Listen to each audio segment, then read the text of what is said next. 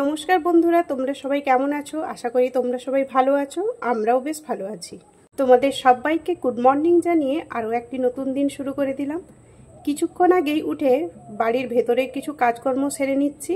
আর দেখো, কিছুটা কাজকর্ম করতে করতে এত গরমের জন্য ঘেমে যাচ্ছি। একদিকে আমি বাড়ির ভেতরের কাজকর্ম সারছি, আর তোমাদের দাদাভাই বাইরের কিছু কাজকর্ম সেরে নিচ্ছে।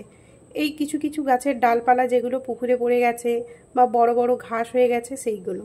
তো আমি এসছি তোমাদের দাদাভাইকে একটু বাইরে ডাকতে, একটা জিনিস খেতে দেবো বলে। আমার ওঠার অনেকক্ষণ আগে থেকেই তোমাদের দাদাভাই উঠে কাজকর্ম করে যাচ্ছে। তো তোমাদের দাদাভাইয়ের জন্য কি রেডি করেছি খেতে দেবো, চলো তোমাদেরকে একটু দেখাই।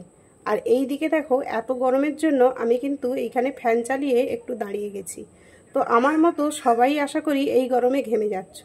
তো চলো এবারে তোমাদের দাদাভাইয়ের জন্য কি রেডি করেছি দেখতে থাকো। তোমাদের দাদাভাইয়ের কিন্তু চা অতটা ঠিক পছন্দ নয়, ও একটু ঠান্ডা জাতীয় কিছু, এই ধরো ডাব, বিভিন্ন শরবত পছন্দ করে। তো সেই কারণে আমিও চেষ্টা করি বাড়ি এলে ওইগুলো দেওয়ার। গাছে যখন ডাব থাকে তখন লোককে দিয়ে পাড়ানো হয়, আর যখন না থাকে তখন এই ধরনের শরবত বানিয়ে দিই। জিনিসটা দেখো তো চিনতে পারো কিনা, তোমরা কি কেউ কখনো এই জিনিসটা খেয়েছো? আমরা একে শিলাজিৎ বলি। একটু শুকনো টাইপের দেখতে হয়। এটা রাত্রে ভিজিয়ে দিলে এইভাবে দেখো ফুলে থলথলে জেলির মতো হয়ে যায়। আর অনেকে এমনিই খায়, তবে আমরা একটু চিনি দিয়ে খাই। তো খেতে কিন্তু দারুণ লাগে। তো তোমাদের দাদাভাইকে দেখলে তোমরা নিশ্চয়ই বুঝতে পারবে যে ও খেয়ে কতটা খুশি হয়েছে।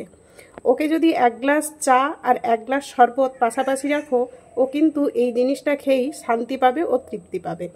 আর এই দিকে দেখো, তোমাদের দাদাভাই ওই রকম তৃপ্তি পেয়ে আরাম এইভাবে করে যাওয়ার জন্য মেয়েও কেমন ভঙ্গি দেখাচ্ছে। যে যাই করে ও কিন্তু সঙ্গে সঙ্গে নকল করে বলতে থাকে, আর আমাদের দেখতেও শুনতে বেশ ভারী মজার লাগে। কিছুক্ষণ পরে আবার কাজকর্ম সেরে নিয়েছিলাম। এরপরে রেডি করে নিয়েছি ব্রেকফাস্ট, মানে একটু মুড়ি মাখাবো বলে। এই যে একটু আলু সেদ্ধ, শসা, টমেটো, চানাচুর সব কিছু মিশিয়ে একটু মশলা মুড়ির মতো মাখাবো। যেহেতু অত্যধিক গরম, আর পকোড়া বা ঘুগনি অন্য কিছুই করিনি, আর আলু ভাজা তো সব সময়ের জন্যই হয়। তো সেই কারণে অন্যরকম একটু বানাবো বলে ঠিক করেছি। এই দেখো, একটু সর্ষের তেল দিয়ে হালকা করে মেখে নিচ্ছি। আমাদের বেশিরভাগ খাবারটাই যেহেতু মেয়ে খায়, তাই ওকে ওর মতো একটু দিয়ে দিতে হয়। ও যেহেতু চানাচুর বা এইসব খাবে না, সেই কারণে ওকে একটু আলু সেদ্ধ, শসা আর একটু টমেটো দিয়ে মুড়ি দিয়ে দিলে ও কিন্তু বসে বসে খেয়ে নেবে। সেই কারণে ওকে আলাদা করে একটু বাটিতে দিয়ে দিচ্ছি। এরপরে সবাই মিলে খেতে বসে যাব একসঙ্গে। তারপরে কিছু বাকি কাজকর্মগুলোও সারবো, আর দুপুরে রান্নাটাও সারবো।